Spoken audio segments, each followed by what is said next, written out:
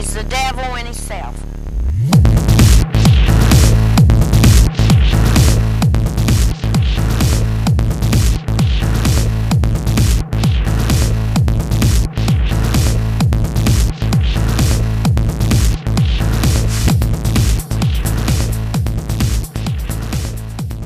Okay, I haven't really done one of these podcasts in a while. I'm going to explain why.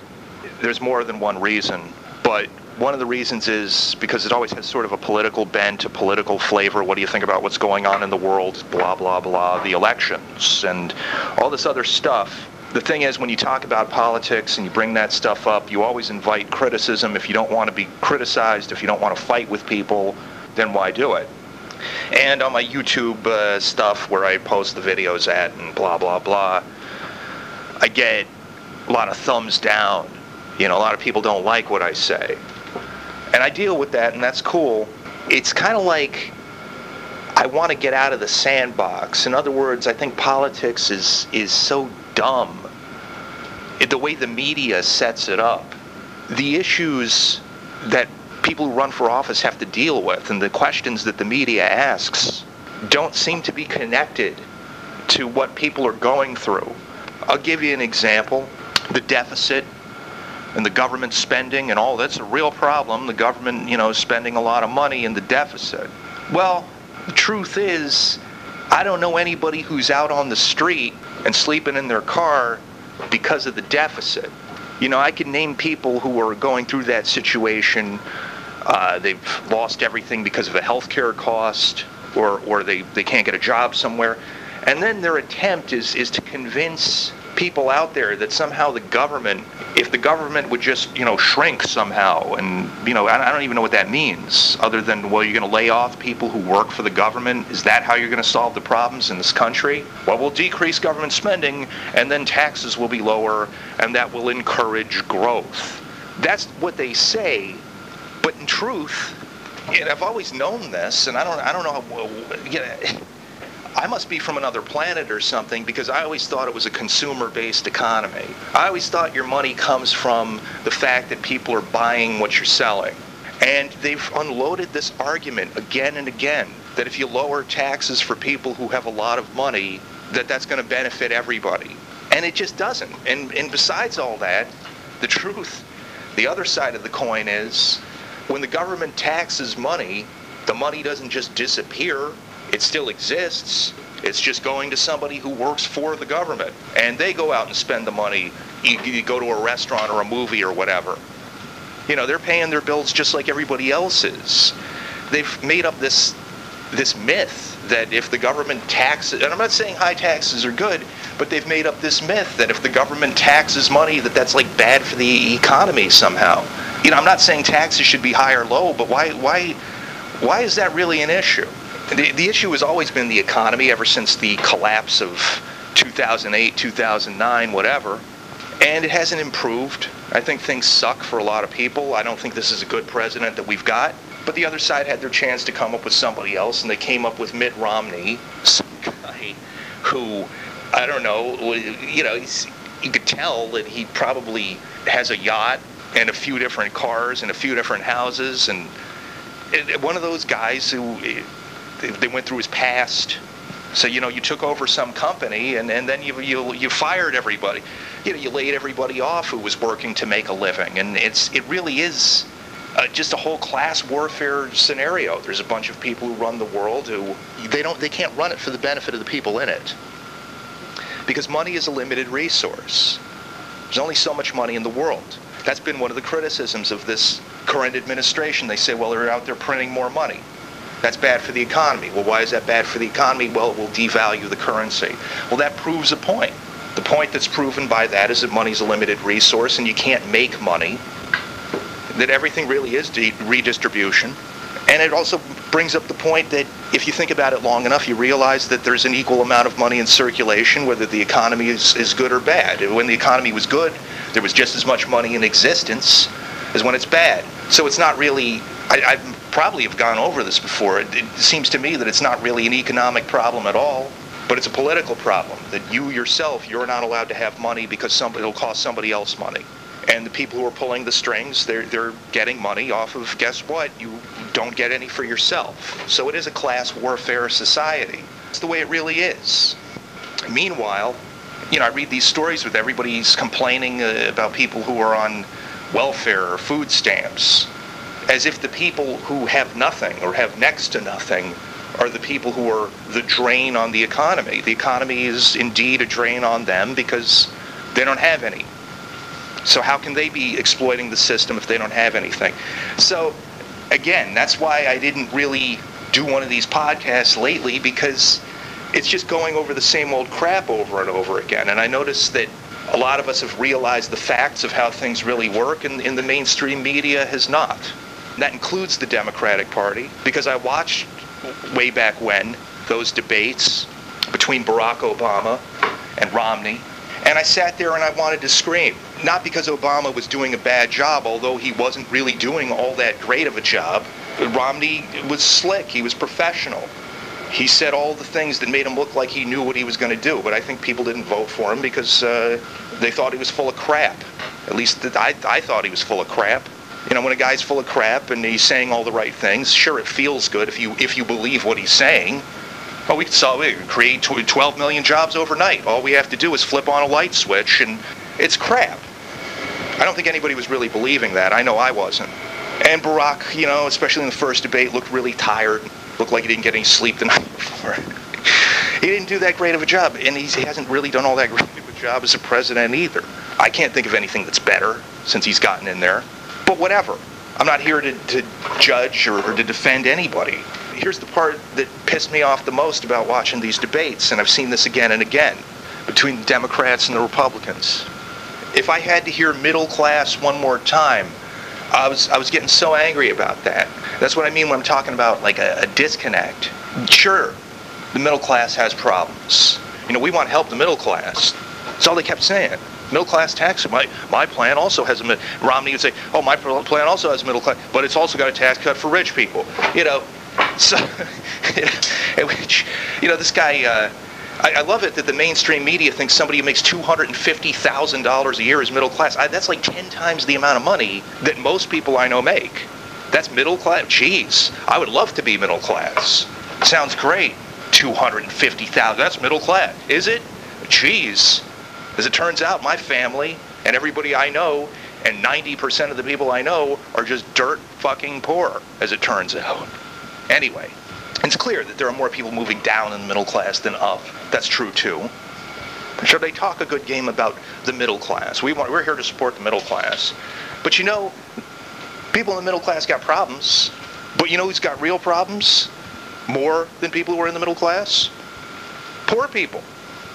Why can't you say poor people? Why do you have to say middle class? Say poor people. Sure, the middle class has problems as far as meeting expenses and savings and all this other stuff. And who has even more problems than people in the middle class? Poor people. Why can't they just say poor people? Has it gotten that bad? Is there a stigma attached to saying poor people? Are you not allowed to say that? So the issues seem kind of irrelevant because they won't even acknowledge that there's a problem. It's almost like once you're not in the middle class, they don't talk about you anymore. You're not on the radar. Well, poor people, fuck them, but the middle class, And then you got another party that says, well, what about rich people? They pay a lot of taxes. We don't want to see that go up. So you've got a party for rich people, and you've got a party for the middle class. But poor people who need political power, probably more than anybody else, they don't have a political party. Rich people have a political party, and middle class people have a political party. Welcome to the United States of America with your two-party system. Jesus. Are you kidding? There's probably more poor people now than there's ever been. And at least in my lifetime, since probably the Great Depression of the 1930s or something. People are hard up. And all they could do is keep talking about the middle class and deficits and government spending. And the media, they ask, well, what are you going to do to decrease the deficit or do? What are you going to do to reignite the housing, to to bring the fucking real estate market back to life. Who the hell could even afford to own a home, which is exactly what caused the whole collapse in the first place, because there were just a lot of housing that people couldn't afford. So to prop up that market, they were giving out loans to everybody who couldn't pay it back, and then, gee whiz, who could have predicted that the housing market would collapse? I remember it's like so many people I know who were involved in real estate, and then they got out of it. They said they got a real job doing something else. And, again, I don't call it a real job. Why? Well, because you're buying a piece of property and you're hoping to sell it for more money to somebody else. You're just driving up the cost of something that people need. Well, I'm providing a service. You're trying to make a profit, and that's okay. But eventually you end up with a system where if too many people go into it, or if it goes on for too long, that nobody can make a profit, nobody can afford to own a home, and then they was, well, let's loosen up these regulations so that we can give everybody a loan, then everybody's in debt. Is a bubble economy. That's what they call a bubble, and bubble economies burst. Bubble economies don't work for the same reason pyramid schemes don't work. And it seems like the whole world's nothing but a pyramid scheme. The idea of like, well, we'll just get more people paying more money in, and then as long as we keep going on to infinity, everything will be fine. Yeah, but there's a limit. There's always a limit, and we've seen the limit.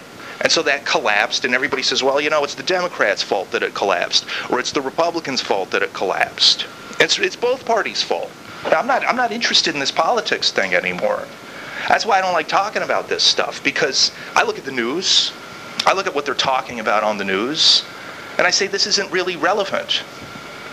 I mean, there's so many irrelevant news stories out there. All I have to do is pull up anything.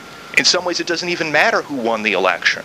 So, and I'm not even going to discuss voting for this guy or voting for that guy. I almost feel like, except for the local races, that my vote is not really relevant, because you're given two very mediocre choices, and it's not so much that you're voting for somebody, you just think that one person's worse than the other, and you kind of half-heartedly vote for this candidate, mainly just to keep the other candidate out.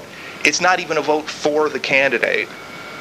It's a vote against the other candidate. And the people who went out and voted for Mitt Romney, I think they understood that that he wasn't going to solve any of the problems in this country. They just were voting against Barack Obama. And then there's me. Embarrassingly, I voted for Obama just to keep the other guy out. Oh, you should have voted for a third party. Yeah, I know. Probably I'll do that next time. I remember when I was in this voting, who cares about voting now? It's all over. But, you see, like, the top two, the Democrat, the Republican, and then there's like 5 names underneath, people you've never heard of. You don't know who they are or what they do. The media hasn't covered any of these people. They've never been on television. It's just a name, Fred Smith. Well, who the hell's that guy? How come he doesn't get any coverage? Why can't they just cover everybody who's running? So the media is responsible for keeping this whole Democrat-Republican paradigm alive long after it's outlived its usefulness, long after these two political parties that are establishment political parties that have been in power before you were born, before your grandmother was born, and they've just been running everything, and they've been shutting everybody else out. And the so-called free press, I don't know who's controlling them. If they don't cover anything outside of that sphere, they're not letting anybody new in. They're not letting anybody into the club who's got a different idea.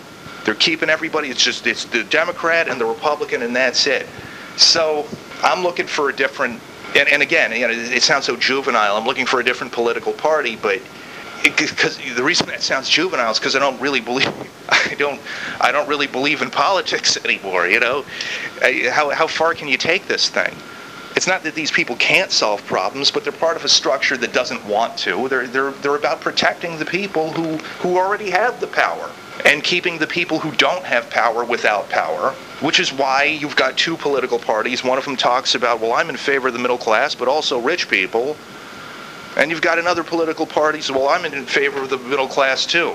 There's nobody says poor people. You're not allowed to say that. Like you don't exist.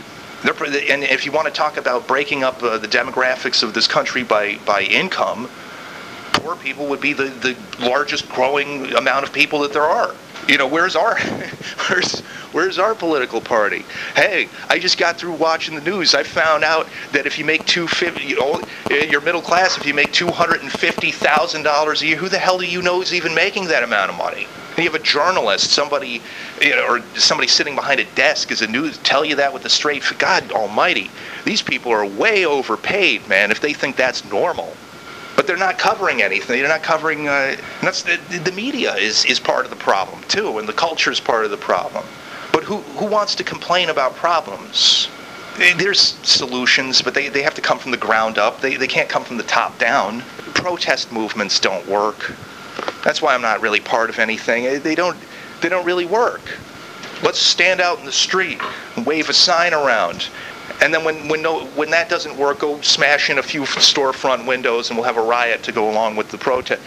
It's a demonstration, and nothing changes. So it's very frustrating to talk about politics, and to talk.